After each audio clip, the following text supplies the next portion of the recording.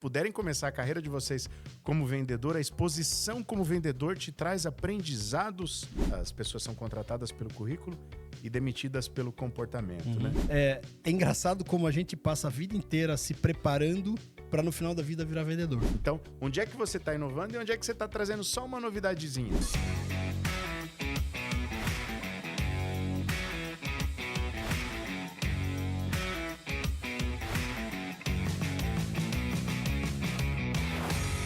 Seja muito bem-vindo a mais um episódio de Os Executivos, o podcast que traz para vocês, a partir de agora e sempre, conhecimento. A gente vai trazer sempre aquilo que você precisa ouvir de especialistas, de pessoas que se especializaram, de pessoas que se desenvolveram em determinadas áreas do mundo executivo para que você possa ter esse conhecimento à sua disposição.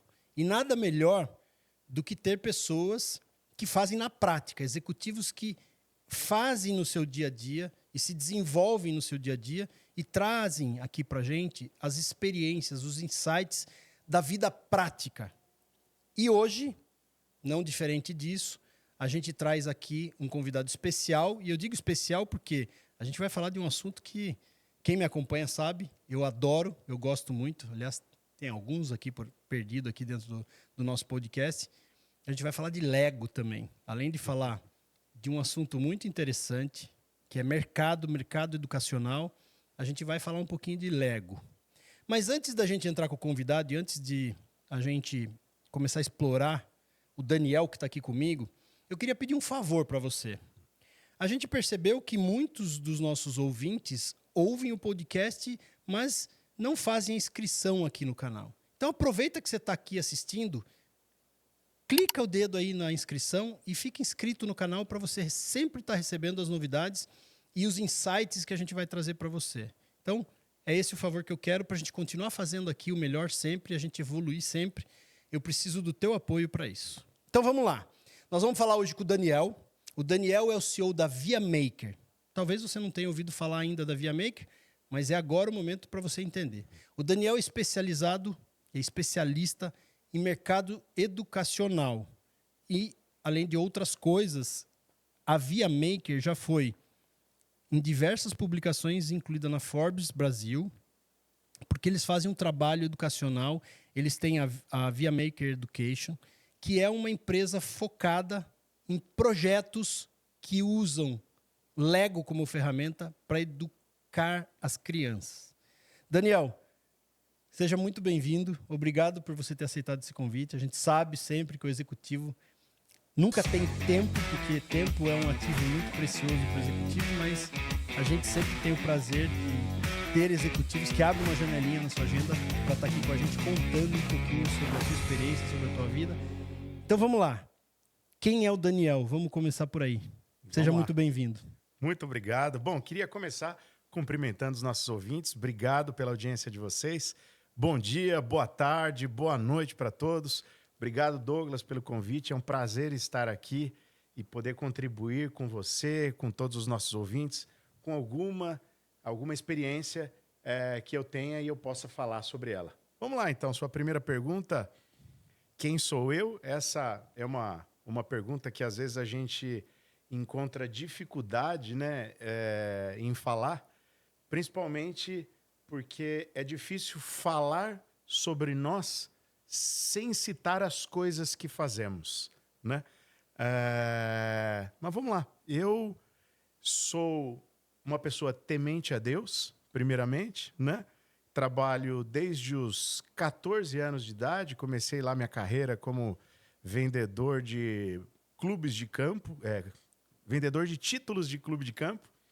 Aliás, é um belo início, se eu puder dar o primeiro conselho para todo mundo, ou para os nossos ouvintes ainda inexperientes, se vocês puderem começar a carreira de vocês como vendedor, a exposição como vendedor te traz aprendizados, vários deles, e vários diferentes, né? E eu, então, comecei, né, essa carreira como vendedor e, ao longo da vida, fui me especializando em coisas diferentes. Deixa eu fazer uma inserção aí, porque você falou um negócio interessante. Eu não quero perder o timing. Eu acho engraçado que você fala essa história do vendedor, porque assim, eu cheguei à conclusão depois de tantos anos estudando, eu estudei muito, eu fiz 2 faculdades, estudei muito. É engraçado como a gente passa a vida inteira se preparando para no final da vida virar vendedor. Porque assim, no final da conversa toda, a gente precisa se vender, seja o profissional que for, né? E aí a gente se depara com uma situação que é, puxa, eu nunca fui... Ontem mesmo eu estava num onboarding, eu me deparei com essa situação, falei, cara, eu me preparei, estudei a vida inteira de forma técnica e hoje eu preciso desenvolver os skills de venda. Então isso que você está falando faz muito sentido. Quer dizer, desenvolva seus skills de venda, porque no final de qualquer profissão, e eu estou entrevistando vários executivos aqui, e no final do dia, todos eles precisam, de alguma maneira, vender ou se vender, né? É porque um dos principais skills do vendedor, em que ele precisa evoluir logo no começo de carreira, é a comunicação. E tem um dado que diz que 15% do seu sucesso financeiro é o seu conhecimento, a sua habilidade técnica, e 85% do seu sucesso está na sua habilidade de se conectar com outras pessoas, de estabelecer confiança, estabelecer respeito. Esse dado ele traz uma informação impactante, porque à primeira vista a gente pergunta, e os médicos então, e os programadores? Como é que o sucesso financeiro está atribuído à comunicação? Mas independente da área como você escolha como profissão, independente da área que você escolha se especializar, a comunicação é usada em todas elas, para negociar salário, para negociar um novo cliente, para negociar um aumento de salário, uma evolução dentro da área que você escolheu. Enfim, comunicação é primordial, de fato. Daniel, é interessante isso que você está trazendo, porque eu tenho uma mentoria, né? E hoje eu faço parte de uma liga de mentores, que é a liga do Flávio Augusto, e do João Jota e do Caio Carneiro. E você sabe que o que mais tem lá de mentoria é mentoria para médico desenvolver a parte de comunicação e vendas. Olha que interessante isso, porque assim, os médicos, eles estão hoje numa situação de mercado que eles precisam desenvolver esse skill de vendas. Porque se eles não desenvolverem a clínica, o negócio deles não cresce. Tal é a concorrência. Então, o que mais explode hoje no Brasil são mentorias focadas em médicos. Olha que interessante isso que você está falando. É interessante, né? E automaticamente, repara que a gente já migrou para o assunto educação. A minha primeira empresa, o meu primeiro negócio enquanto empresário foi uma escola de informática. Eu tinha 21 para 22 anos, né? E quando eu entrei nesse mundo, eu já comecei a me incomodar um pouco, e eu não tinha formação superior, e não estava cursando na época, apesar de estar com 22 anos, né? Eu comecei a notar, observando diariamente, que as pessoas começavam as coisas, independente do que estavam estudando, e eu observava na escola, mas não terminavam. E aí, por que as pessoas começam e param? E isso vai desde a faculdade até qualquer outra coisa. Às vezes começa a ler um livro, começa, para. Por que era importante eu observar isso? Porque enquanto empresário, um desafio para mim, financeiramente falando, era manter aquele cara engajado para eu continuar recebendo.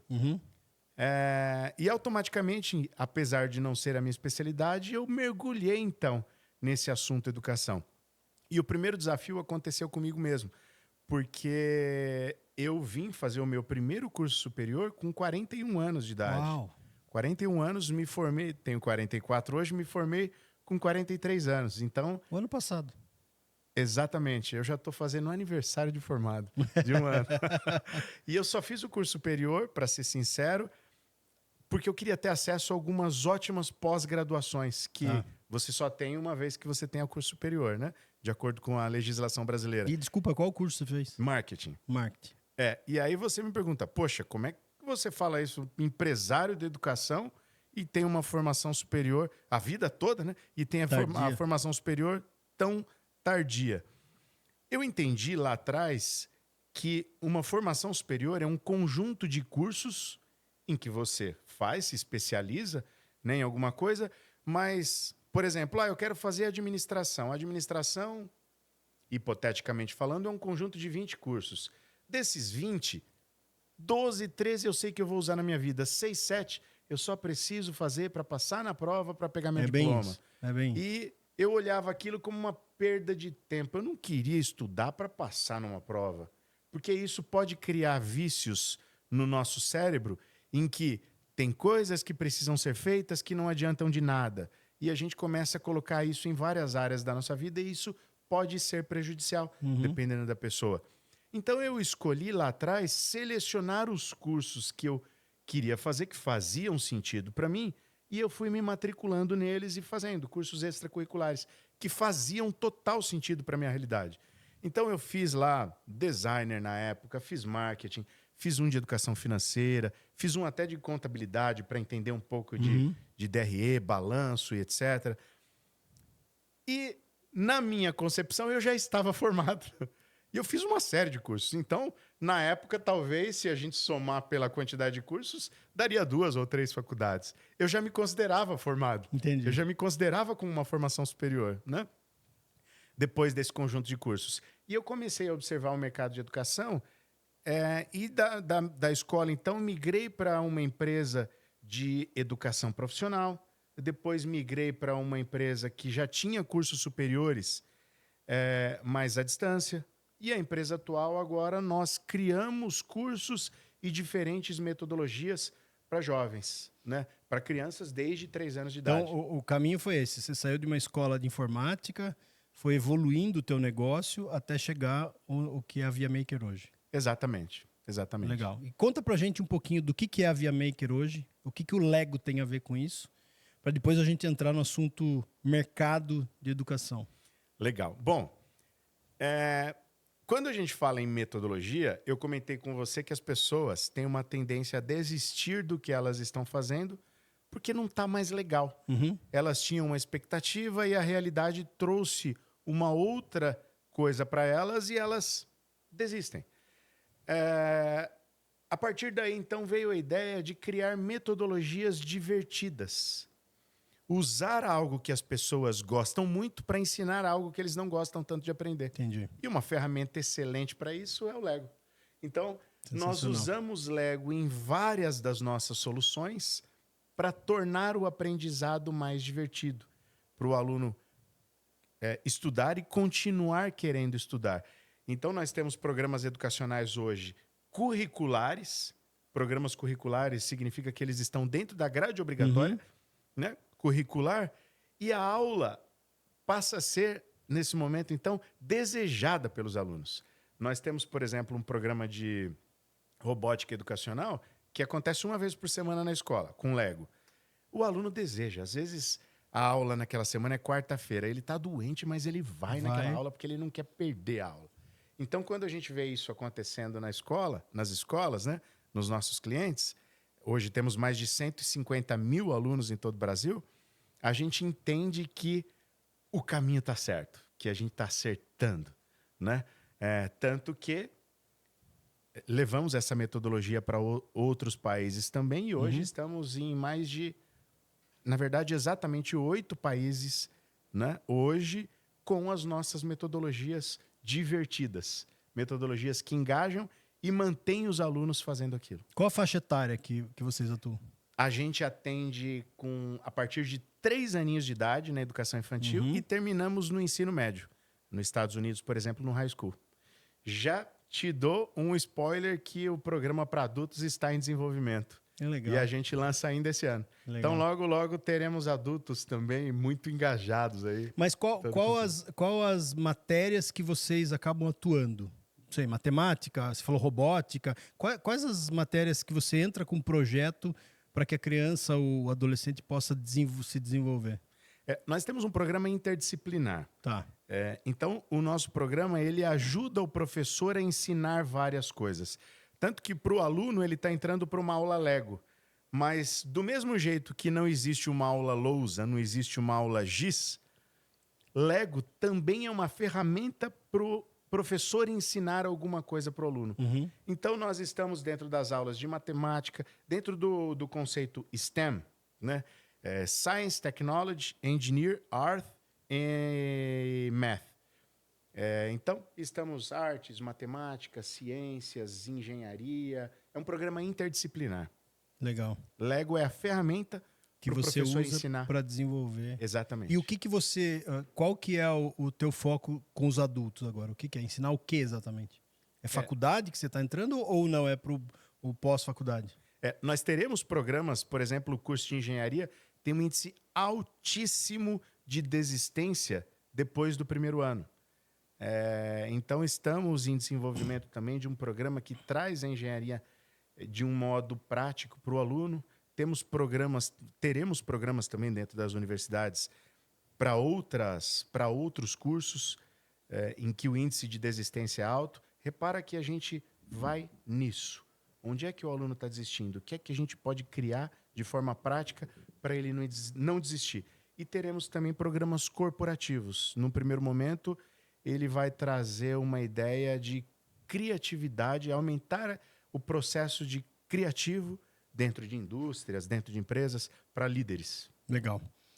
Muito bom. Bom, deixa eu emendar já o assunto mercado com você, porque você está tocando num assunto que chama bastante a minha atenção, porque eu tenho um filho pequeno, eu tenho um filho de 5 anos, e quando a gente foi decidir pela escola em que a gente colocaria ele, o que mais a gente focou foi no método de ensino. E o que mais chamou a atenção da escola, que a gente acabou optando para levar ele, foi exatamente muito disso que você está trazendo em relação à ferramenta do Lego. A escola que a gente acabou decidindo para colocar meu filho, ela é 100% voltada a projetos. Ou seja, eles aprendem matemática cozinhando, eles aprendem línguas fazendo teatro, tudo que a escola desenvolve, ela desenvolve através de projetos justamente para que seja interessante para o aluno aprender aquilo de uma forma lúdica, de uma forma muito mais interativa, e ele aprender na prática para que serve. Por exemplo, vou dar um exemplo aqui bobo, né? Eles fazem uma pizza e aí eles cortam a pizza para criar as proporções, para criar a divisão, para que entenda na prática o que a matemática influencia na vida do dia a dia. Ele tem 5 anos de idade e ele já participa desses projetos. E essa foi uma decisão que a gente tomou, porque quando a gente viu o método, falou, puxa, eu adoraria estar nisso, né? Na minha época, o meu filho me pergunta hoje, é engraçado, né? Como que era na sua época, papai? Filho, na minha época eu sentava numa cadeira de madeira, um negócio quadrado assim, punha avental e ficava ouvindo lá o professor falar um monte de coisa que a gente não gostava, né? Mas que tinha que aprender. E aí vem a minha pergunta. Você, como uma pessoa que está vivendo isso, entende bastante do mercado de educação e das mudanças necessárias que se fazem em relação a esse mercado. Você acha que o futuro está aí, é nesse caminho? Bom, vamos lá. Fazendo um comentário rápido sobre a metodologia, é a metodologia PBL, que eles chamam, né? Que é Project Based Learning, Ok. Que é aprendizagem baseada em projetos. E ela é interessante porque as crianças de hoje elas estão cada vez mais egocêntricas, querem fazer tudo sozinhas, né, conforme a idade vai passando. E a metodologia baseada em projetos, ela ensina também uma interdisciplinaridade, dá para a gente abordar vários diferentes temas usando a mesma metodologia, mas ela também propõe o trabalho em grupo. Integração. E hoje a gente vive um problema, esse problema já é de tempos atrás também, que hoje as pessoas são contratadas pelo currículo e demitidas pelo comportamento, né? E esse comportamento está principalmente relacionado ao trabalho em equipe, a dificuldade em se relacionar com o outro, respeitar os limites do outro. E essa metodologia PBL é uma das metodologias que expõe o aluno ao conflito. As escolas que usam essa metodologia são escolas muito boas, porque não é fácil aplicar essa metodologia. Quando você expõe o aluno ao conflito, o professor tem que estar muito mais atento. Então, não é uma aula tranquila para o professor, mas para o aluno é excelente, porque quando ele se expõe ao conflito e ele conflita com o aluno nessa idade, é muito fácil superar. Quando ele não é exposto a isso enquanto criança e é exposto lá no primeiro emprego, e conflita, ele perde o emprego. E aí o impacto psicológico é muito pior. Então, dado o comentário à metodologia PBL, vamos ao assunto mercado, né? As empresas hoje de educação, eu acho que, em geral, quando a gente fala em mercado, a busca por um produto único é um dos dos maiores desejos das empresas. E aí a necessidade, então, de investir forte em inovação.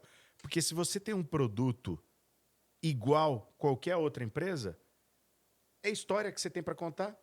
E aí é o melhor vendedor que ganha ou é preço.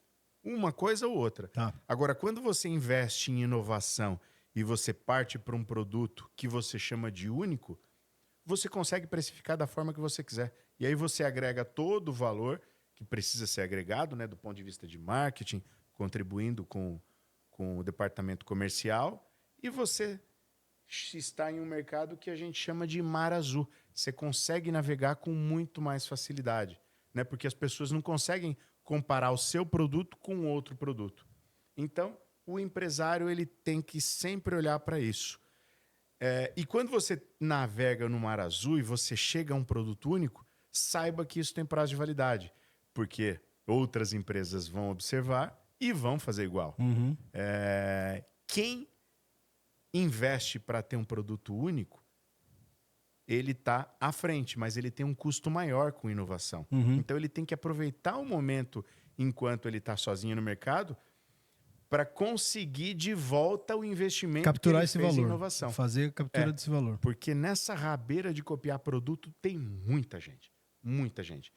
E tudo bem você também focar nisso. Então, só é importante que você saiba o que é que você está fazendo. Porque tem muito empresário que tem isso de forma inconsciente. Eu estou buscando ali, ou eu estou inovando aqui. É consciente para você se você está copiando e brigando por preço? Ou você está lá na vanguarda e criando algo novo, investindo para isso e aproveitando o tempo de mercado que você está sozinho? Muitas vezes a gente copia, coloca um negocinho diferente e a gente acha que é inovação. É importante a gente saber a diferença entre novidade e inovação, porque o mercado consegue saber disso. Então, onde é que você está inovando e onde é que você está trazendo só uma novidadezinha? A novidade não consegue brigar sozinha como produto único. Entendi. É sempre bom a gente estar atento a isso. Daniel, vou emendar um assunto que me faz muita... Eu tenho muita dúvida em relação a isso. Claro, Bom, por favor. então o que você está me dizendo é o ideal é que o mercado caminhe para esse mundo da inovação e caminhe para esse novo modelo, esse novo formato de ensino, certo? Você que está inserido nesse mercado, você que vive isso todos os dias, eu queria saber se você tem essa leitura, qual é o tamanho do gap que existe hoje entre as instituições particulares de ensino e as instituições públicas? Porque eu entendo assim, você mesmo acabou de falar, tem um investimento inicial aqui para você sair na frente, inovação, isso tem um custo. Naturalmente, as escolas particulares são empresas, elas precisam capturar esse valor, precisam repassar isso no preço, naturalmente. São negócios, são empresas. Como é que fica o setor público nisso? Como é que você tem visto isso? Qual que é o movimento que você enxerga hoje do ensino público em relação a isso? Porque me parece que o gap está aumentando ainda mais, essa é a minha sensação. E aumentando ainda mais, a gente cria ainda mais, aumenta ainda mais a distância entre quem depende do ensino público e quem pode ter o ensino privado no Brasil. O gap realmente é grande. Eu também vou colocar o meu ponto de vista. Então, o meu ponto de vista pode não ser uma informação, uma visão da realidade nua e crua, mas é um ponto de vista de quem observa de muito perto. Exato. Existe esse gap muito grande. Eu acho que tem alguns motivos aí que justificam isso. E eu acho que esses motivadores, eles ganham força. Essa observação do mercado atual, ela ganha força para dizer que esse gap tende a aumentar. Porque no mercado privado, as escolas são empresas em que precisam lucrar. Para lucrar, elas precisam ter alunos. Para ter alunos, elas precisam ter conteúdos diferentes, ela precisa ter qualidade, senão o aluno entra, no ano seguinte ele sai. E elas precisam ter inovação. Ou seja, o diretor, enquanto empresário, ele está buscando a melhor empresa para colocar na escola dele, para fornecer uma educação de qualidade pro pai. Uhum. E quando ele encontra uma empresa e ele fala, poxa, mas essa empresa é cara para eu colocar, e agora, coloco ou não coloco? Mas eu preciso ter esse diferencial. E se eu aumentar um pouquinho a mensalidade do pai, eu acho que o pai vai aceitar proporcionalmente a qualidade que eu vou trazer. Ele toma lá as decisões enquanto empresário e ele coloca. E a qualidade aumenta. E ele vai fazendo isso com frequência. Ele também faz uma curadoria a todo momento dos melhores programas que tem no mercado. Ele está antenado. E ele está trabalhando para ter o melhor na escola dele. Quando a gente olha para o serviço público, quem faz isso é a Secretaria de Educação. Só que a Secretaria de Educação, às vezes, faz escolhas e ela não consegue contratar aquilo por conta da legislação brasileira. Então, por quê? Porque legislação brasileira, aqui no Brasil, funciona com edital público e licitação e os menores preços vencem. Não a E qualidade. nem sempre é o menor preço é o sinônimo de qualidade. Quando o menor preço vence, muitas vezes vem produtos chineses. Eu não estou generalizando, porque tem produtos chineses ótimos, mas produtos chineses com preços baratos dificilmente são ótimos. Os chineses bons, eles também são caros. Exatamente. Então acaba entrando isso na prefeitura, os mais baratos, por conta do processo de licitação. E eles fazem compras gigantes e a teoria é uma coisa quando a instituição pública compra. A prática também se torna outra. Será que a manutenção com os professores, os cursos, eles têm uma frequência necessária para os professores se manterem atualizados em tudo aquilo que o município compra? Será que o que o município compra, o professor tem capacidade de aplicar aquilo para o aluno com qualidade?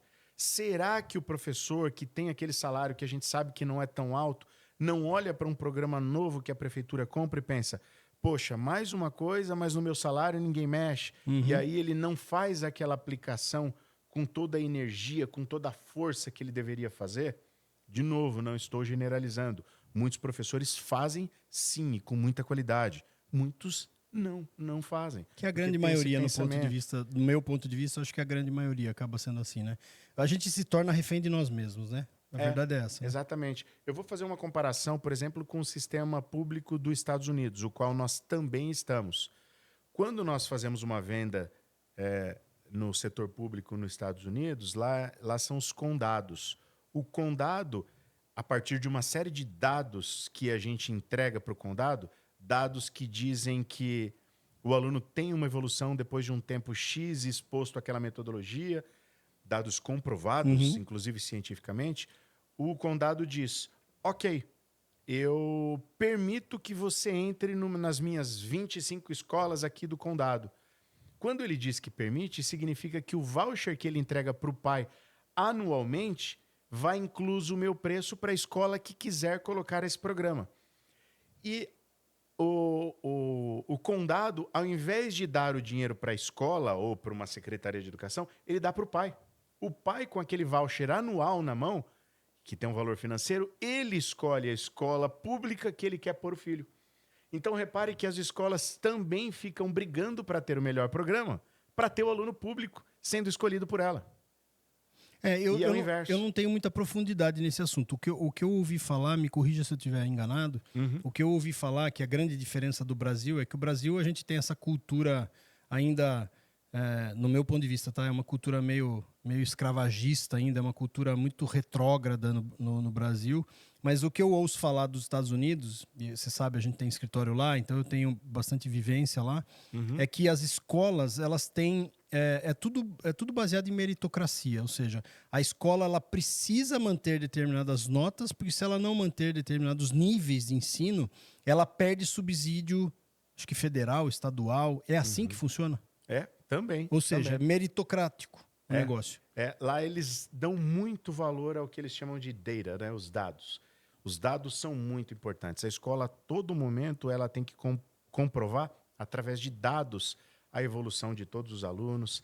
Ela tem que comprovar, através de dados, a evolução dos funcionários da escola. Enfim, tudo para todas as coisas tem dado. Assim eles conseguem saber onde é que não está bom, onde é que tem que melhorar, onde é que está muito ruim, enfim, e criar processos frequentes para melhora. Isso não significa que é um sistema perfeito. Também tem muitas falhas. Claro. Tem escolas públicas lá que são ruins, mas não em sua maioria. Tem muitas também que são muito boas. Muito boas. Às vezes melhor do que a privada, às vezes, né? Em alguns a gente casos. consegue comparar com as privadas. Legal.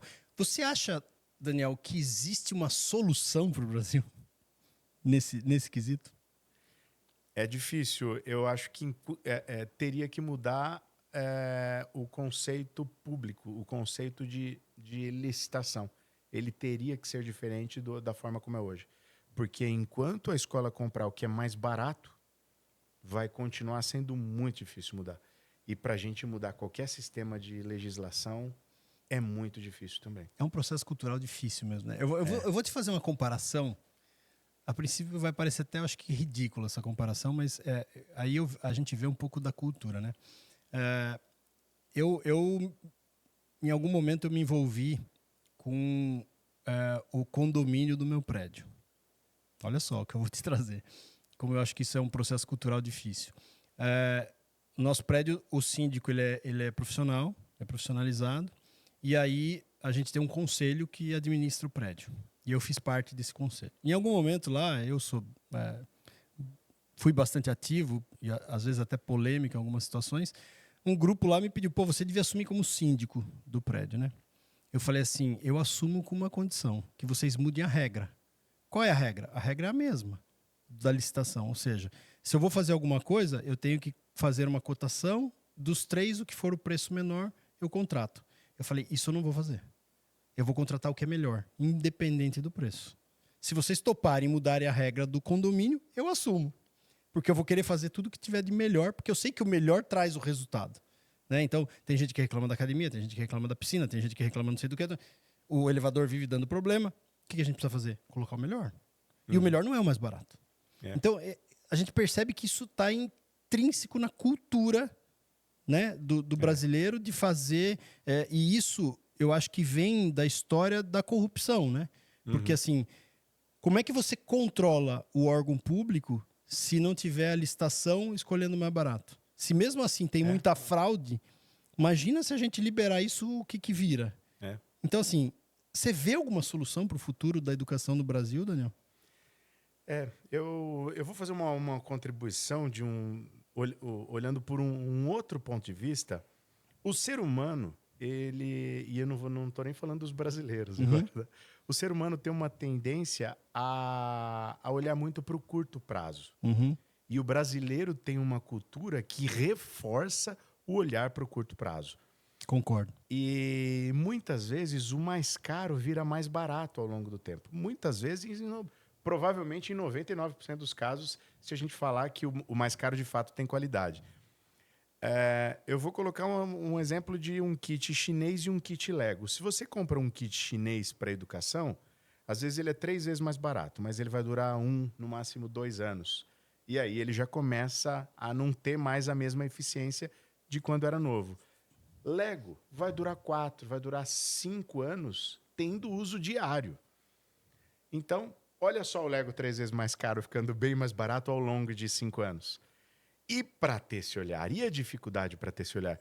Então, eu acho que o exemplo... Eu usei Lego para dar exemplo, mas às vezes aí o exemplo que você deu do elevador, uma peça X que é mais cara e você coloca, tem uma durabilidade muito maior. Muito maior. Agora, essa questão do comprou mais caro, tá junto com a pessoa... Então, isso também é muito relativo. E para a gente educar as pessoas para olhar para o longo prazo, também é uma dificuldade muito grande. Porque essa dificuldade tá intrínseca na gente. É interessante. Às vezes, por exemplo, um pai que tem filho na área pública vai lá e briga. Queremos mais educação, a educação não dá de qualidade, olha a educação da área privada. E aí, de repente, o município compra Lego, paga mais caro, porque a durabilidade vai ser maior, a qualidade é maior. Esse mesmo pai que reclamou que não tem ensino de qualidade, vai lá. Aí, estão pagando mais caro, tem coisa aí. Então, repara que o pai, muitas vezes, as pessoas, por conta de não ter informação e não buscar, a informação mais detalhada, porque eles não buscam, eles são contraditórios sem saber que estão se contradizendo. E, novamente, a gente cai em educação e a cultura que a gente tem para não buscar a informação antes de fazer críticas pesadas, né? É verdade. Você tem razão no que você está dizendo. Daniel, vamos mudar um pouquinho o foco dessa conversa. Eu queria entender com você sobre educação, já que você vive esse mercado, que você respira esse mercado. E hoje é um grande desafio para nós empresários, né? Porque assim, a gente tem muita dificuldade hoje de contratação e o grande fator da dificuldade de contratação, a hora que você vai apurar, é falta de estrutura de ensino, né? Hoje a gente tem muita gente saindo das faculdades sem saber absolutamente nada. Não sabe nada da vida prática, muito menos da teórica. Então a gente recebe hoje uma juventude que, no meu ponto de vista, está muito menos preparada do que no passado. E hoje as empresas precisam investir muito nisso, em treinamento. Muito. Você acabou de falar para a gente aqui que você tem projetos aí para o mundo empresarial também, né? Vocês estão desenvolvendo aí projetos para o mundo empresarial. Como é que na tua empresa você lida com isso? Já que você é da área de educação, você tem hoje um time grande trabalhando com você. Como é que você enxerga isso primeiro, né? Essa questão da educação no mundo empresarial, da preparação. E como é que você enfrenta isso na tua empresa em relação à educação e treinamento da tua galera? Quando eu vou começar a resposta aí dizendo algo que eu vi na prática, né? Quando começou o ensino à distância no Brasil, e ele tem um impacto na sua pergunta, por isso que eu vou citá-lo, eu peguei uma representação de uma empresa chamada EADCOM. Era totalmente novidade o ensino à distância no Brasil para cursos superiores. Isso bem antes lá da pandemia, acho que 2016, talvez, 2017. Eu falei, nossa, a faculdade com preço médio, vamos falar do mais ou menos um ticket de hoje, 800, 900 reais.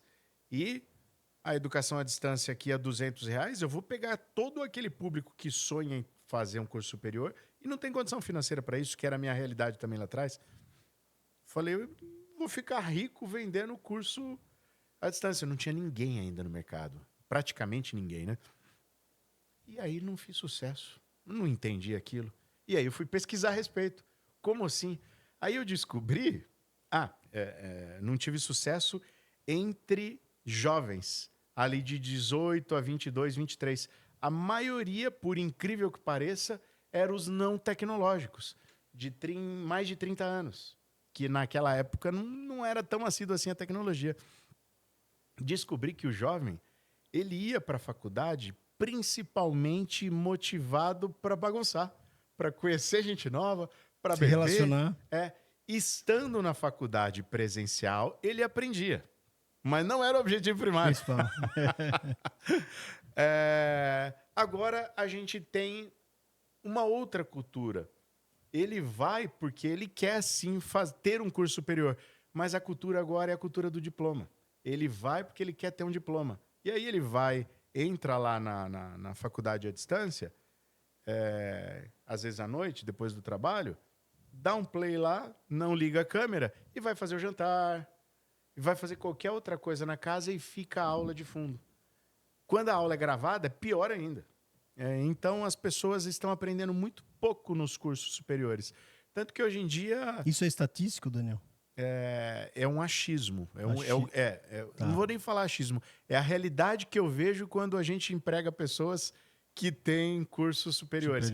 Que elas... A gente, muitas vezes, o que você falou, a gente não espera a prática, mas a teoria a gente espera. Mas nem a teoria não tem. Agora, com a chegada do ChatGPT, agora a gente só tem especialistas, né? Mas tirou o computador, perdeu toda a especialidade, né? Então, eu posso dizer que é um achismo a partir de uma observação de muito perto. Tá. E a gente tem um gap hoje entre a gestão e a operação, ali na parte tática. E tem uma dificuldade em dar oportunidade para as pessoas, porque quando a gente fala em gestão, a gente também fala em relacionamento, né? Sair de parar de ser um especialista e migrar, né, para ser um gestor. Porque as pessoas estão com um problema grande de relação porque já não tiveram isso também na faculdade. A pandemia veio e agravou toda essa situação e tudo mais. Mas a gente tem esse gap também, né, para formar novos líderes. E como é que está na sua empresa isso? Como é que você lida com isso na sua empresa? Ou seja, você que é da área de educação, que está envolvida nesse meio, qual tipo de investimento você faz hoje na ViaMaker para melhorar os skills dessas pessoas? Que você mesmo falou, né? Hoje a gente contrata pelo currículo e demite pelo comportamento. Você tem alguma coisa nesse sentido? Uma coisa bem legal aí é que a gente, enquanto empresário, tem tanta coisa, né, para fazer que às vezes a gente pode esquecer de cuidar das pessoas, né? Então eu até dou um alerta para todos os empresários ou para quem está começando: sempre fique atento, sempre cuide das pessoas e sempre dê oportunidades, né? Eu acho que a gente não fazia isso com a força que deveria fazer, e tô me abrindo aqui quanto a isso. No último ano, nós resolvemos dar uma atenção muito mais especial a partir dessa observação. Inclusive, contratamos, né, a Fundação Dom Cabral, e estou falando o nome deles também, porque eles vêm fazendo um trabalho excelente com a gente. Eles têm um programa chamado PAEX, que é Parceiros para Excelência, que olha para tudo isso, na verdade, nos ensina a olhar para tudo isso com muito mais presteza, e a gente consegue fazer plano de ação para mitigar todas esses gaps que a gente tem, né? Então, hoje eu posso dizer para você que a gente tem vários programas aí de aprendizado, né, para pessoas da operação, para líderes, para pessoas que fazem a parte tática na empresa também. E alguns desses programas ligados à Fundação Dom Cabral. Legal. Bom, vamos lá. Como é que você está enxergando, então, essa parte de Você mesmo comentou do ChatGPT, né? Tá chegando aí... Tá chegando não, né? Já chegou. Já chegou. E chegou com muita força e já veio vários concorrentes de muita força a inteligência artificial, e isso começa uma mudança de paradigma, vamos dizer assim. Eu acho que vai mudar tudo daqui para frente, né? Os próximos 5 anos serão anos de bastante desafios, porque muita coisa vai mudar em função disso, no meu ponto de vista. Como é que você e a ViaMaker estão enxergando isso? Estão se preparando para esse novo formato de relacionamento? Porque a gente entende que muitos negócios serão impactados, muitos, né? Já estão sendo, como você mesmo falou, né? Hoje você tem um especialista ali do ChatGPT, que a hora que você tira o computador dele, ele não tem especialização nenhuma, mas de verdade o que está acontecendo é que a gente tem hoje uma ferramenta, ainda é uma ferramenta, mas ela vai se tornar muito mais do que isso, no meu ponto de vista. A gente tem uma ferramenta que hoje traz uma produtividade absurda. E eu digo isso por experiência própria. Quer dizer, hoje eu crio coisas em questão de minutos junto com a ferramenta que antes, para eu estruturar e montar, eu levava dias, talvez. Né? Como é que vocês estão vendo isso em relação aos projetos? Como é que vocês estão sentindo isso em relação às próprias escolas? Como é que as escolas estão reagindo a isso? A própria educação desse público que você atende, das crianças, dos adolescentes. Como é que está sendo encarado tudo isso no mercado, Daniel?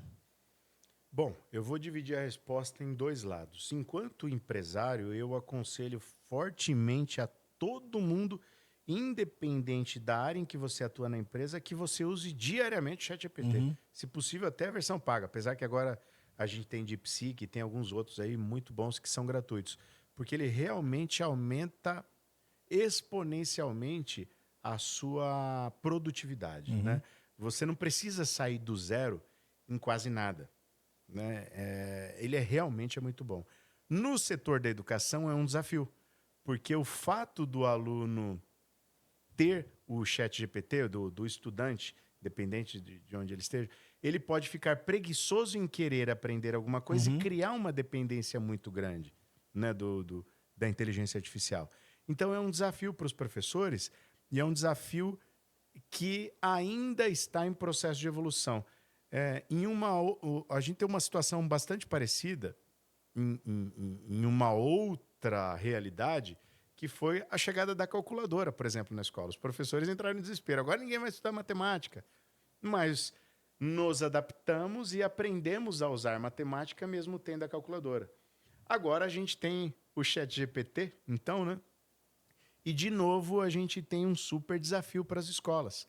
Como eu consigo dizer para o aluno que ele tem que aprender alguma coisa, independente do ChatGPT, se cada vez o sinal da internet está chegando mais longe e a inteligência artificial, que sabe de tudo sobre todos os assuntos, está disponível, né? Tem sido um desafio e a resposta para essa pergunta ainda está em evolução. A gente ainda está descobrindo como conciliar aprendizado e ChatGPT ao mesmo tempo, né? E inteligência artificial E inteligência artificial. De modo geral. Como é que você enxerga dentro desse aspecto, né, dentro desse prisma aí da inteligência, como é que você enxerga ou como é que você pensa os projetos? Porque, assim, de alguma maneira, isso vai impactar todos os negócios, né? A dinâmica dos negócios. Para você que vende projetos de educação para as escolas, vocês estão pensando alguma coisa nesse sentido já dentro dos projetos que vocês vendem? Sim. Por exemplo, nós acabamos de lançar agora o que a gente chama de Astromaker Intelligence. Astromaker é o nome do nosso programa. Uhum. Primeiro lançamos para professores, já está no ar, já está rodando isso. Nós tínhamos antes um guia do educador. Um guia do educador é um livro que serve de suporte para o professor caso ele tenha dúvida em ministrar alguma de nossas aulas. Uhum. Para você ter uma ideia da extensão, do tamanho, às vezes tem aula que tem 15 páginas em uma aula. Agora nós temos uma inteligência artificial em que, se o professor pergunta, por exemplo, eu estou com dúvida no livro 5 aqui da página 6. Você pode dar uma ideia de como eu começo essa aula com os alunos? A inteligência artificial já sabe que a média de alunos é de 6 anos e ela vai sugerir perguntas para o professor começar bem aquela aula. A nossa inteligência artificial ela tem uma curadoria que ela não pesquisa em bancos de dados gerais, como no ChatGPT. Ela pesquisa somente nos nossos bancos de dados, porque quando a gente fala em educação, a gente tem uma legislação bastante robusta que precisa ser seguida. E palavras, uma série de palavras não podem ser usadas. Então, nós desenvolvemos um banco de dados próprio para isso. E a nossa inteligência artificial só consulta o nosso banco para dar essa resposta para os professores. Está no nosso departamento de inovação agora lançar novos conteúdos para os alunos. É que quando a gente fala em inteligência artificial, a moda é a inteligência artificial generativa, a que produz textos. Mas a gente consegue ter inteligência artificial em uma série de diferentes conteúdos para conseguir trazer uma aprendizagem individualizada para o aluno, sugerindo, por exemplo, perguntas na lição de casa diferentes para cada aluno da escola, conforme a dificuldade que ele tem em cada matéria. Entendi. Muito bom. Daniel, para a gente continuar essa conversa, eu queria explorar de você um pouquinho questão de mercado mesmo. Ou seja, como é que você enxerga o mercado de educação para os próximos 5 anos? Por que eu estou te perguntando isso? Veja, está explodindo no Brasil, como eu te falei agora há pouco, uma série de mentorias, né?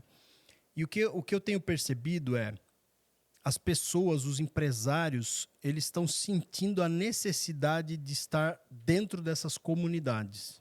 Porque a mentoria acaba virando uma comunidade, né? Uhum. Então, por exemplo, te falei, poxa, vários médicos hoje participam, está explodindo várias mentorias para médicos, para dar skills aos médicos que eles acabaram não desenvolvendo na faculdade. Natural. O cara foi para a faculdade de medicina, ele não teve matéria comercial, marketing, de posicionamento e tudo mais. Então, hoje tem mentorias que ajudam esses profissionais a se desenvolverem ou desenvolver esses skills que eles não conseguiram desenvolver por questões óbvias, porque a faculdade é extremamente técnica, né? Você pega contador, por exemplo, é um caso. O contador nunca aprendeu a vender, nunca aprendeu a ser empresário, ele aprendeu a fazer contabilidade. O advogado, muitas vezes, a mesma coisa, né? Com esse movimento do mercado, quer dizer, a pessoa se prepara, faz todo o aprendizado aí no seu curso, desde o primário até a faculdade. Depois ele sai ainda com vários gaps. Uhum. E isso vem hoje uma estrutura de mentorias, e eu tenho participado bastante disso, eu vejo como é rico isso. Esse movimento, você acha que o mercado tradicional de educação está capturando isso, está percebendo esse movimento? Sim. Bom, a gente tem aí, quando a gente fala então no mercado para adultos, né, de educação, essas mentorias elas tendem só a crescer e crescer e crescer, porque os profissionais estão saindo despreparados para a faculdade. Uhum. E quando eles não conseguem emprego ou conseguem emprego e ficam derrapando em uma promoção dentro do emprego, eles se veem na necessidade de buscar cursos extracurriculares, né? Ou mentorias. Então, a tendência de mercado para mentorias, para cursos para adultos, ela tende a crescer bastante. E para os profissionais que já conhecem e já dominam o mercado, ou já são líderes, muitas vezes eles procuram essas mesmas mentorias, mas às vezes até com o objetivo primário de ter networking lá. Porque a Sim, gente sabe fundamental. que para você expandir o seu negócio enquanto empresário, networking é fundamental. Então, a minha análise de mercado para isso é que a tendência é de crescimento e de oportunidades. Já para o mercado básico, eu vejo com a chegada da inteligência artificial, de ensino básico, que vai educação infantil até ensino médio, depois já também entrando na área superior, vai ser de muita competitividade, porque a chegada da inteligência artificial vai tornar possível pequenos empresários criarem produtos com qualidade, porque ele não precisa mais ter uma baita de uma equipe robusta. Ele vai precisar ter revisores e poucos especialistas para fazer, às vezes, uma curadoria de um material criado pela inteligência artificial. Então, a gente vai ter muitas empresas novas entrando no mercado porque vai ser mais barato produzir conteúdo. E isso vai ser mais desafiador ainda para os compradores, porque eles vão ter que mensurar essa qualidade, se ela de fato vai trazer alguma coisa, né, de aprendizagem para o aluno, ou ela está só seguindo regras, né, de legislação. Então, a gente tem um mercado aí super, super desafiador nos próximos anos aí. Vocês na ViaMaker estão olhando para isso ou pretendem olhar para isso em algum momento? Por que eu estou te falando isso? Eu vou te dar um exemplo. E aí a brincadeira com o Lego, né? Porque mesmo para o adulto, eu acho que isso faz muito sentido. Como eu te falei, eu tenho uma mentoria onde eu mentoro contadores do Brasil inteiro. E uma das coisas que eles mais gostam quando a gente faz os encontros da mentoria são as dinâmicas em grupo. Por quê? Porque nesse momento eles estão desenvolvendo network, eles estão fazendo troca muito rica ali, né? De coisas, a gente põe exercícios práticos do negócio para que eles debatam entre eles. Então, cada um traz a sua experiência e isso é muito rico. Porque a gente fez o último exercício que a gente fez foi, legal, eu vou trazer aqui para vocês um cliente real, trouxe lá 3 clientes reais, e vocês vão fazer proposta de contabilidade para esses clientes. Só que vocês vão fazer isso em grupo. Então, cada um traz aquilo para montar na dinâmica. Como é que cada um tem que trazer a sua experiência de como é que ele precifica, de como é que ele monta a proposta e tudo mais. E a gente fez uma brincadeira dessa com a empresa no final do ano. Né? No nosso encontro de final de ano, na DGA, a gente fez uma brincadeira e a gente usou o Lego para fazer essa brincadeira. E foi a dinâmica que mais todo mundo gostou. Por quê? Nós reunimos grupos dentro da empresa. Bom saber, hein? E a gente deu Lego para que eles montassem um determinado desafio. Eles tinham lá que montar um robô, não sei o que, tinha um tempo lá. E foi a dinâmica que eles mais gostaram, que mais curtiram, que mais interagiram, que mais trocaram. Tiveram que depois... eles tinham que vender a ideia para as pessoas que estavam avaliando, porque houve uma votação para ver quem que fez o melhor robô, o melhor tal. E aí, olhando para tudo isso, né, dentro do projeto que vocês fazem para as crianças e tudo mais, A pergunta que eu trago é essa, né? Porque é um desafio, todo encontro que a gente faz, o que a gente vai trazer de dinâmica nova? Né? Nós estamos agora prestes a fazer um próximo encontro, agora em dia 20 de março, para esses contadores, e eu e a equipe estamos discutindo muito o que a gente vai fazer de dinâmica no dia a dia. Vocês pararam para olhar esse mercado? Porque esse mercado está ficando tão grande que eu acho que tem uma enorme oportunidade aí de projetos para mentorias, para desenvolver equipe, networking e tudo mais. Bom, Faz sentido isso que eu estou falando? faz muito sentido. De novo, repetir a frase que eu disse lá no começo, é usar algo que eles gostam muito para ensinar algo que às vezes eles não gostam tanto de aprender, né? E Lego pode ser usado em vários diferentes contextos. A gente já começa a dinâmica muitas vezes com um sorriso no rosto. Então, tira o escudo do pessoal, né? E eles se propõem, se abrem ao aprendizado. E nós estamos olhando para o mercado corporativo, principalmente para empresas e profissionais que fazem essa mentoria ou que aplicam cursos dentro de empresas. E tem exatamente essa ideia, né? A gente quer provocar exatamente isso que você Dá para dar algum spoiler do comentou, que vocês estão fazendo? Não? Eu acho que ele tem a ver com mentoria aí em diferentes áreas, né? Tá. Para provocar criatividade, para provocar trabalho em equipe, vantagens e desvantagens de você fazer uma coisa sozinho. A gente tem hoje uma tendência não, né? Uma realidade nas empresas do profissional super-herói. Ele quer fazer as coisas sozinho porque ele tem o ego um pouco mais inflado e ele quer que as pessoas saibam que foi ele que fez. Então, muitas vezes, ele não abre isso para outros profissionais para ter o mérito sozinho no final. Uhum. Então, a gente provoca, vai ter dinâmicas também que provoque o trabalho em equipe. E a gente vai conseguir provar que quando é feito em equipe, fica muito melhor do que fazer individualmente, né? São vários diferentes desafios a partir de personas específicas criadas e a gente tem observado que elas existem dentro de empresas. Legal. Daniel, indo aí para o nosso final, Vamos lá. eu queria fazer uma última pergunta para você, que é no sentido de futuro, né? Uhum. O que você enxerga? Vamos imaginar que tem vários empresários aqui da área de educação ouvindo a gente, de diversas áreas, enfim. O que você daria de sugestão, de insight para eles, incluindo nessa resposta, o que você daria de insights para o profissional que ainda está em crescimento na carreira, ou seja, está no início ou no meio da sua carreira se desenvolvendo, voltado à educação, voltado ao aprendizado, olhando para esse futuro, olhando para a inteligência artificial e tudo, o que você daria de orientação ou de sugestão para que ele pense para os próximos, 3 a 5 anos? O que ele deve olhar? É uma pergunta muito boa, né? A resposta eu acho que dá para olhar para várias diferentes áreas, mas em um contexto geral, a frase clichê, né? O que está bom hoje ou o que te trouxe até aqui não é o que vai te levar adiante, e principalmente em um mundo que está em uma mudança muito constante, é importantíssimo ficar atento às inovações de mercado.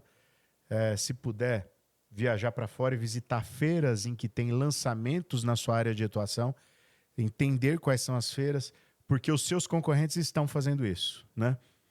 Se você não puder viajar para fora e ver isso por questões financeiras, essas feiras têm sites, esses sites eles mostram quem estão expondo, quais são as empresas que estão expondo.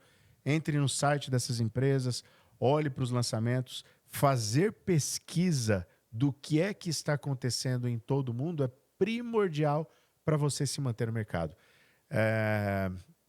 Tem uma outra frase que diz que quando você lança um produto, você tem que começar no dia seguinte trabalhar para destruí-lo, porque o seu concorrente está fazendo isso.